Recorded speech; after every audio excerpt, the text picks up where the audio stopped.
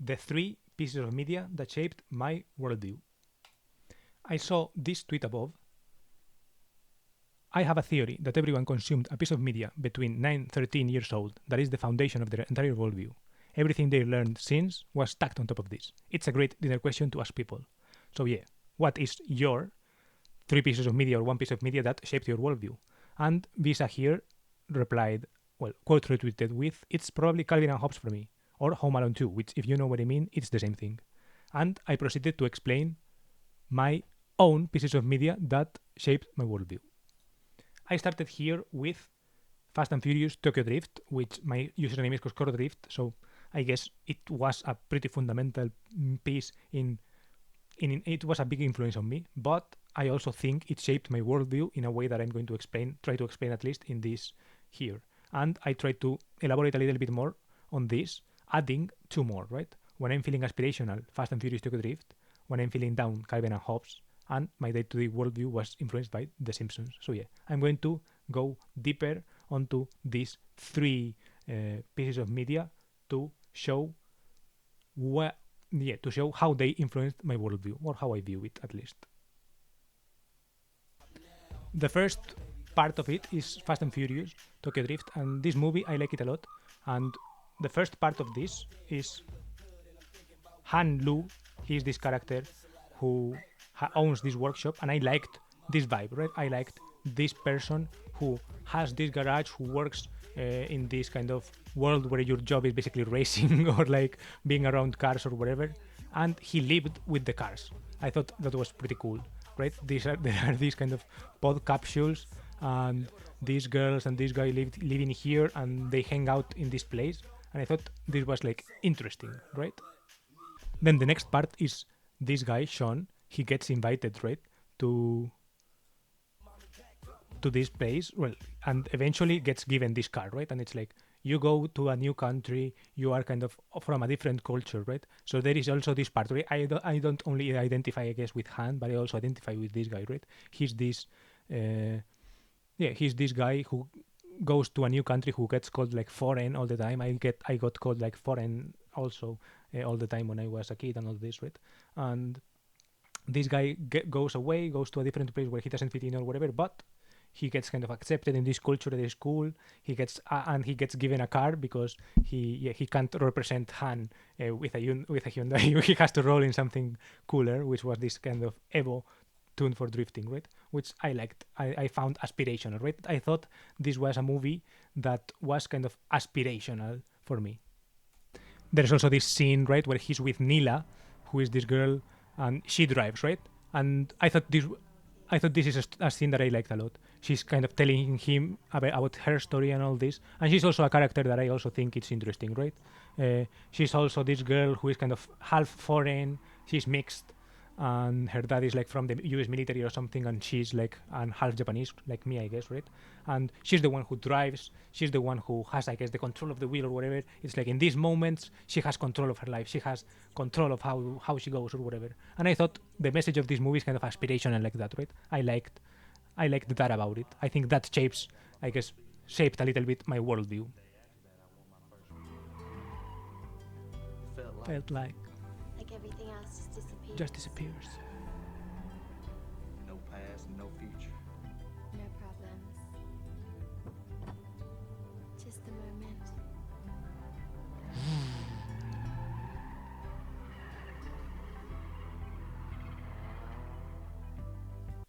So yeah, I guess as a small recap, I think this movie is aspirational for me because it's, I guess, a mix of these 3 characters, right? Of this Han character, who is, I guess, the first cool Asian character that I saw, who was kind of aspirational, right? He's because, for example, I had written in a note that, for example, Jackie Chan is also a character that is like aspirational, and there is like this kind of Asian guy who fights and all this and is funny, but I don't know, many racist remarks are made kind of using Jackie Chan as I guess the punchline of the joke, right? So I don't know, in my mind I had it kind of dismissed, And this guy came in, and it was kind of aspirational for me in a way, right? So I liked that about it. I liked this about the movie. I also related to Sean, right? Even though he's the white guy or whatever, he moves to Japan and he feels like weird in this new culture. He feels like an outcast, right? Same with Neela, right? She also feels like an outcast even though she was like born and raised there. It's kind of, I guess, my reverse situation from me, right? And I guess it showed me early on that it's going to be like this everywhere, right? It's like it's not just me who feels weird, like an outcast in this place, right? It's like even if I went to the other place, I would feel like an outcast there, right? It's not a problem of where I am. It's more like how it is, right? So I guess that shaped my worldview in this way, in a sense. But I also wanted to emphasize uh, this aspirational aspect, right? I think there is something aspirational to all of these three characters, right? To their arcs.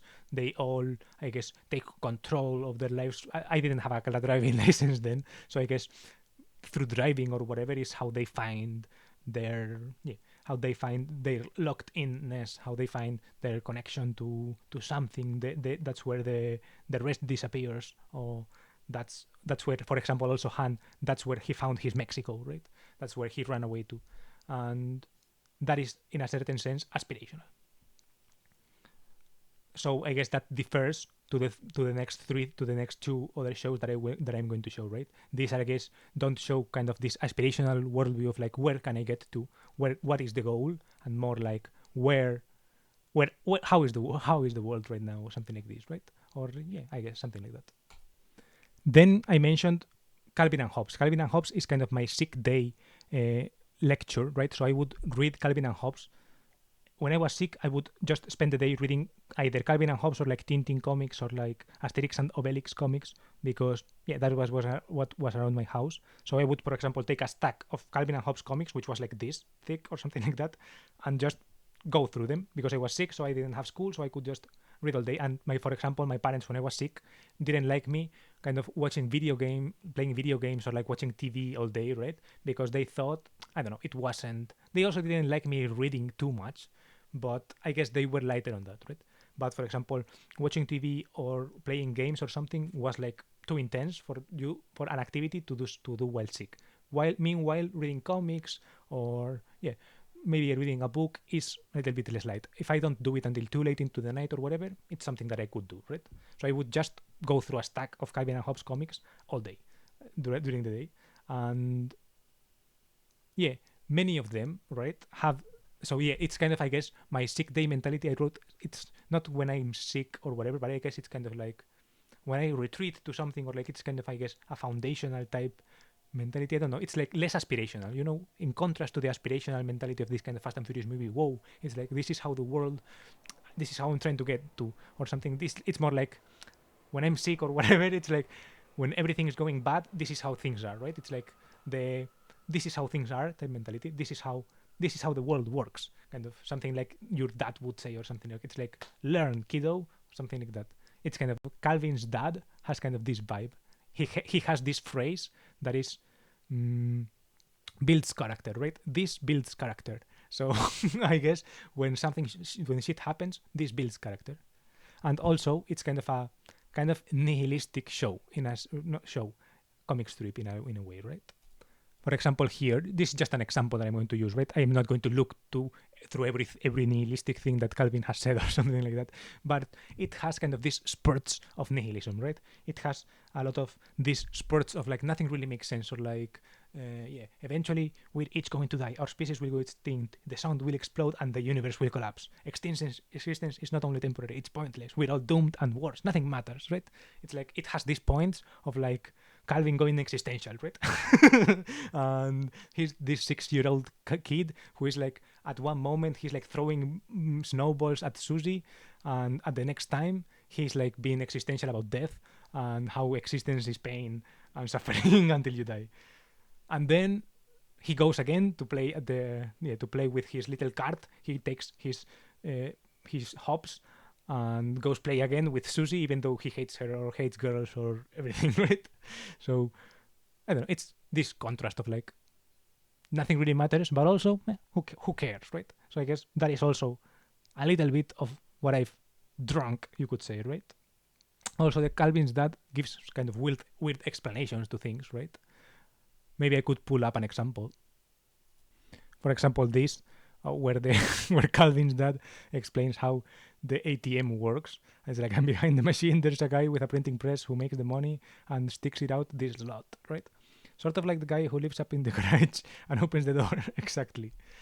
I don't know. And I think this is funny, right? It's like this 6-year-old kid who gets explained the world in these funny ways, but also who is like all existential about it and doesn't believe in like doesn't believe in like death. Well, believes in like death overall, and it's like very grounded or whatever. But I don't know. It's like this funny show. I don't know, this funny comic strip, and it has kind of these contrasts and this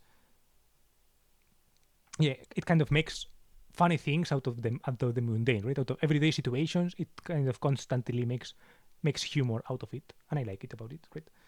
And it's somehow also optimistic, right? In a way, it's like Calvin's dad is kind of here being, I guess you could say, I don't know, funny, an asshole, kind of taking advantage of this situation of him being like the dad and older or whatever, right? And having all this respect inherent to it, but kind of, I guess, making kind of something funny out of it.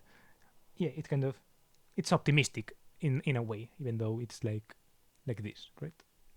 I I think this is, I guess, how what I meant with something that is kind of my sick day mentality, right? It's like at the end of the day, when things are bad or something like that, it's like it feels like tough or whatever, but everything can be made fun of in a way. Yeah, we are all gonna die, and life is pain, etc., etc., etc. But it also keeps going, and also there are like all of these funny moments, and after all, you are going to go to the afterwards to to school, and you are going to meet the guy who throws you into the locker, and then you are going to meet Susie, and you are going to throw at a snowball at her, and you are going to build a snowman, and you are going to make the nihilistic snowman, but you're still going to make the snowman with Hobbes, with your little friend Hobbes or whatever, right? I don't know. It's kind of an interesting way of seeing life, I guess. It's a comic strip that shaped my worldview. And the other show that I mentioned, the last one, is The Simpsons. I think it's kind of obvious why this is an influence, because everyone has seen it, and like there are so many references that The Simpsons make to everything, right? And yeah, I guess it's my day-to-day influence, because it's something that I watched almost every day after school, or there were periods where I didn't get to watch The Simpsons, but it's kind of a constant presence in your life, right? The Simpsons. And yeah, I guess it's like the standard American family or whatever. Some funny thing is also these predictions, right? For example, because it comments on everything, and it comments on like day-to-day situations and like on big picture situations. There are a lot of predictions that happen. For example, here, 20th Century Fox, a division of Walt Disney Co. And then 10 years later or whatever, it turns out that Walt Disney buys Fox or something like that, right? So, and thousands of predictions like this. So it's kind of like an influence because of this. And also, I guess there are because of it makes fun of this kind of standard American family or whatever, right? There is Homer, this kind of family making money making dad, who is stupid. Then the mom who is like very hardworking or whatever, but who is like and things like that. Or these two kids, the one is like bad and doesn't do anything right, but he kind of has a good character and like is funny. And then the girl who is like preachy but also very smart, and the dog, the Maggie, who kind of is a killer. Classic things, right? So yeah, I guess it kind of makes fun of everything. It has like a character for every situation. It has a joke for every situation, and it also has kind of this kind of making fun of everything type vibe that I guess shaped my worldview in a view, right? In my worldview in a way, kind of made me, I guess, cynical in some sense, right? It kind of makes you cynical to see everything made fun of, and like everything is like a a bit satirical, right? But it does have also sweet moments and sweet earnest moments that are there. That, for example, the mm, Lisa, hoy es tu cumple episode with like Michael Jackson and well, fake Michael Jackson, who was real Michael Jackson, if I recall correctly, uh, and the solfamidas. I forgot how to say it in English, but like si está a bordo mi bebé, this group that kind of sung a song and has like this. It has kind of these sweet moments in even though it's a show that's supposed to be satirical, it also has like a lot of sweet moments that show that I guess these family people all really care about their families, or that they do really love. Yeah, for example, Bart really loves Lisa, even though they are always fighting or whatever, and like there is a lot of funny moments or whatever. Or like for example, Homer comically strangles Bart is like a recurring bit of the show. It's like even still fun. Bart making fun of Homer is also like a recurring show. There is also like Homer really does care about his family and he sacrificed a lot to raise them, and he got this job that he hates or whatever, but he does it for Maggie, and he has like this do it for her sign. Mm, I don't know. It's a show that really shaped my worldview, I would say also, right? So yeah, these are some three shows that I've picked that have shaped my worldview. And yeah, hope you enjoyed this video. Hope you found it interesting, and feel free to say the shows or the games or anime or whatever that shaped your worldview in the comments. And yeah, thank you for watching, and goodbye. And also you can go reply to the tweet. I will have probably left it in the description. So yeah, you can go reply to it also with your choices. Bye.